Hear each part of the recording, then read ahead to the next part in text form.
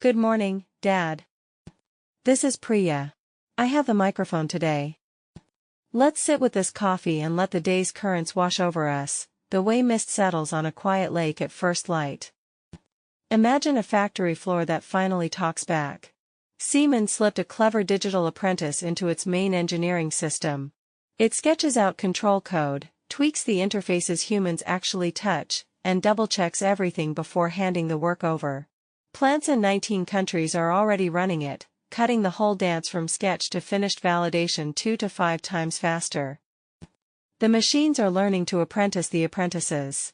Over on construction sites, another quiet helper just leveled up. Draw one line on a blueprint and Bobyard's new version instantly reads the area, the perimeter, the volume, everything at once. It still waits for a human nod before touching anything risky.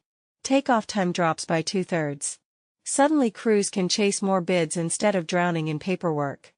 Yet the higher we climb, the clearer the cracks become. A new study from Osaka delivers a sober warning.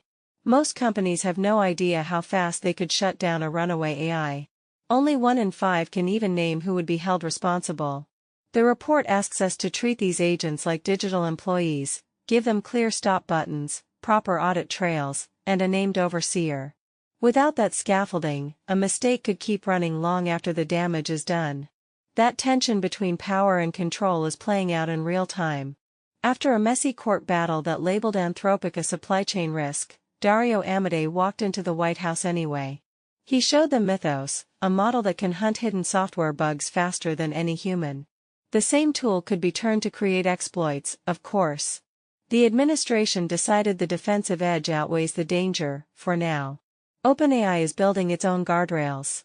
Their new Agents SDK wraps every autonomous workflow inside a sealed sandbox.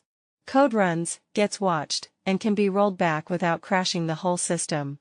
Oscar Health already used it to untangle messy medical records, letting the model read only what it needed without ever touching private data it shouldn't see.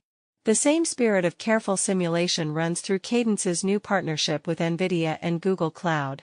Engineers can now test a chip's heat, its stress, its real-world behavior before any silicon is cut. They're also training robots inside virtual workshops that feel indistinguishable from the real thing. The loop between idea and reality tightens. Early results suggest tenfold jumps in early-stage productivity. And if something still slips? Commvault just released what they call a Control-Z for AI agents. It watches every move an autonomous system makes across the big cloud platforms and can snap the entire environment back to its last safe state. The faster the agents get, the faster our brakes need to be. Even for regular creators, the tools are growing gentler.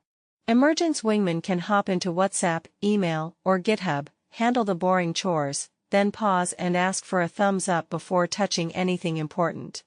The point isn't to replace the human. It's to free the human from plumbing so they can finally focus on the actual house. Out in the fields, drones are learning to see for themselves. A new collaboration between DroneDash and GeoDNet built a spray drone that reads rows, trees, and terrain on the fly.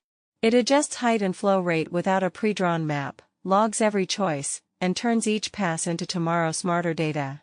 The palm oil estates of Southeast Asia are watching closely. All this capability is arriving at once, and the Stanford AI Index offers the clearest snapshot yet. The old story of clear American dominance is fading. Chinese models now trade blows at the very top. The United States still files more patents, but the safety benchmarks stay mostly empty. Documented AI incidents jumped to 362 last year. The gap between what we can build and what we bother to govern keeps widening. That same acceleration echoes everywhere. We've officially entered an age of electricity, solar growing faster than anything else, batteries swelling, grids learning to hum clean. Yet the data centers that power all this intelligence are hitting walls, labor shortages, power bottlenecks, local resistance. 40% of major US projects are already running behind. Meanwhile, a Chinese humanoid just sprinted a half marathon in a little over 50 minutes, beating the human record. The body is catching up to the mind faster than many expected. And in a New Zealand reserve, a beakless Kia named Bruce started using pebbles as tools to preen and play. No one taught him. He simply needed to solve a problem and invented his own way. That flash of lived improvisation may tell us more about consciousness than any benchmark. Even music is changing its shape. Nearly half of new uploads on platforms like Deezer are now AI-generated. Many of the streams that follow are phantom, bots inflating numbers without ever feeling a single beat. The line between what's human and what's simulated keeps blurring. Apple handed the day-to-day reins from Tim Cook to John Turnus, the quiet hardware craftsman who's lived in the details of every curve and hinge. Cook stays on as executive chairman, still the company's steady hand with Washington. SpaceX is barreling toward $1 trillion public offering. Amazon just bought Globalstar to strengthen its own satellite internet. Cerebra's filed to go public too.